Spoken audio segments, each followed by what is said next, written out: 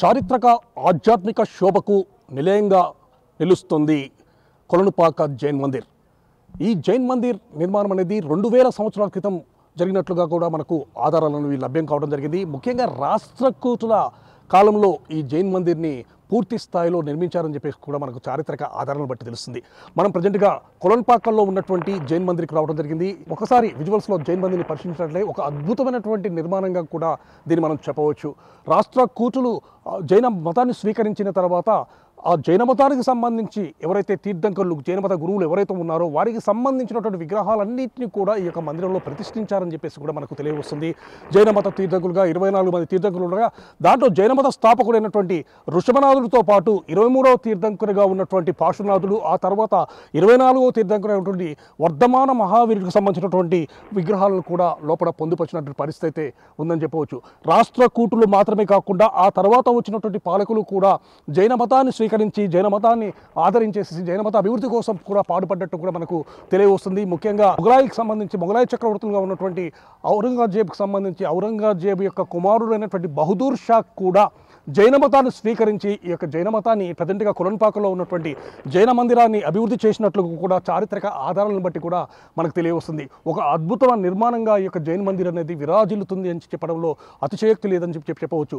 ముఖ్యంగా భారతదేశంలో ఉన్నటువంటి జైన మందిరాల్లో రాజస్థాన్లో ఉన్నటువంటి దిల్వారా తర్వాత అంత ప్రసిద్ధి చెందినటువంటి జైన కేంద్రంగా జైన మత క్షేత్రంగా కూడా ఈ యొక్క కొలనుపాక జైన మందిర్ అనేది విరాజిల్లుతూ ఉండడం జరిగింది.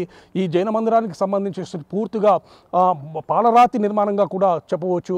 ఈ పాలరాతి నిర్మాణాన్ని మొత్తం కూడా డోల్పూర్ రాజస్థాన్లో ఉన్నటువంటి డోల్పూర్ రాయిని ఉపయోగించేసేసి ఈ యొక్క మందిరాన్ని నిర్మించినట్లుగా కూడా మనకు తెలియవస్తుంది. ముఖ్యంగా ఈ కొలనుపాక అనేది గతంలో అంటే రాష్ట్రకూటులు కానీ అదేవిధంగా బాదామి చాళుక్యుల కాలంలో కూడా 2వ రాజధానిగా కీర్తింపబడింది. ఇక్కడ అద్భుతమైనటువంటి పరిపాలన కొనసాగిందని చెప్పి కూడా చారిత్రక ఆధారాలను బట్టి కూడా తెలియవస్తుంది. ముఖ్యంగా లోపలికి వెళ్ళిన తర్వాత జైన మందిరంలో ఆకర్షించేటటువంటి ఒకే ఒక విగ్రహం వర్ధమాన మహావీరుని యొక్క విగ్రహం. సో వర్ధమాన మహావీరుడికి యొక్క విగ్రహాన్ని పూర్తిగా గ్రానైట్ శిలతో చెక్కడం జరిగింది. సో గ్రానైట్ శిలతో చెక్కబడ్డటువంటి ఆ యొక్క వర్ధమాన మహావీరుని విగ్రహాన్ని చూపరులు మాత్రం మళ్ళీ చూపు మరల్చుకోరు అన్న రీతిలో ఉండడం జరుగుతుంది. అదేవిధంగా జైన మత స్థాపకుడైనటువంటి ఋషభనాథుడు, మిగతా తీర్థంకులు 24 మంది తీర్థంకుల యొక్క విగ్రహాలు కూడా ఆ యొక్క జైన్ మందిరంలో మాత్రం పొందపరచడం జరిగింది. 10 ఎకరాల సువిశాలమైనటువంటి ప్రదేశంలో పూర్తి స్థాయిలో ఈ యొక్క జైన మందిరాన్ని ఏర్పాటు చేయడం జరిగిందని కూడా మనకు తెలియవస్తుంది. కేవలం దేశం నలుమూలల నుండే కాకుండా ఎక్కడైతే జైన మతస్థులు ఉన్నారో ఆ జైన మతస్థులందరూ కూడా సంవత్సరానికి ఇక్కడ ఒకసారి జరిగేటువంటి ఈ యొక్క ఒక ప్రత్యేకమైనటువంటి పండగ ఇక్కడికి రావడం జరుగుతుంది. ఈ యొక్క జైన మత ఉత్సవాల్లో కూడా వాళ్ళు పాల్గొంటున్నట్లు కూడా మనకు తెలియవస్తుంది. సో ఈ విధమైనటువంటి అద్భుతమైన చరిత్రను కొలనుపాక జైన్ మందిర్ అనేది తనలో ఇముడ్చుకోవడం జరిగింది. రాజస్థాన్లో ఉన్నటువంటి దిల్వారా తర్వాత అత్యధిక మంది జైన మతస్థులు హాజరయ్యే ప్రదేశము ఇదని చెప్పవచ్చు. ప్రతి సంవత్సరం కూడా లక్షల సంఖ్యలో భక్తులు అనేవారు ఈ యొక్క కొలనుపాకలో ఉన్నటువంటి జైన మందిరాన్ని దర్శించుకున్నట్టు కూడా మనకు తెలుస్తుంది.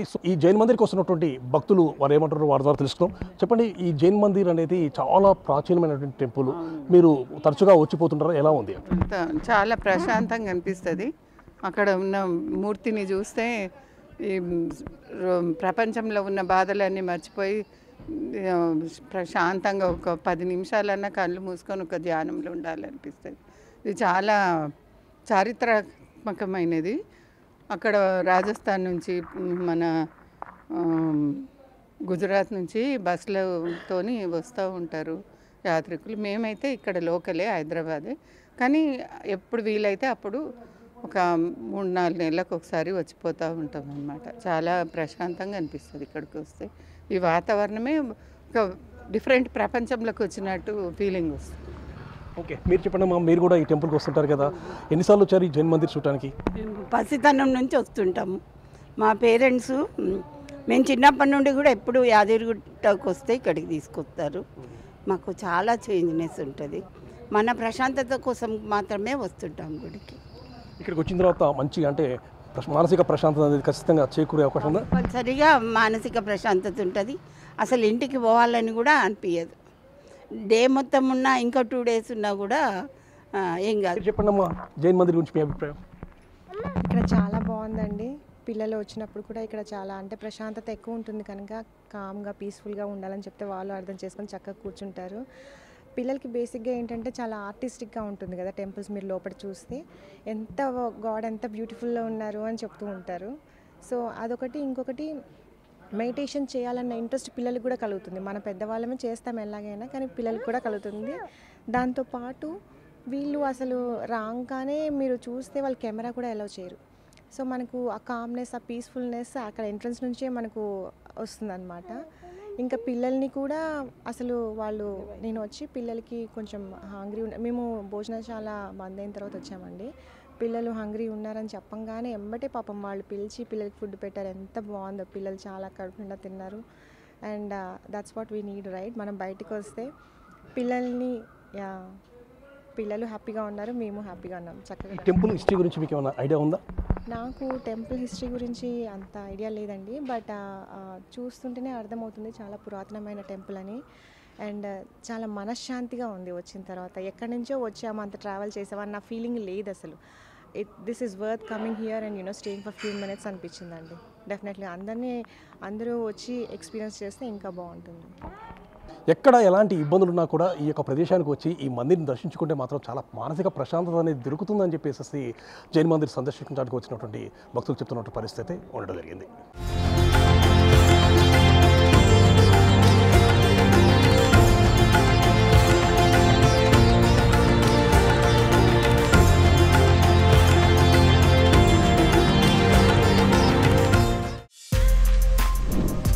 For more videos like this, subscribe Big TV channel.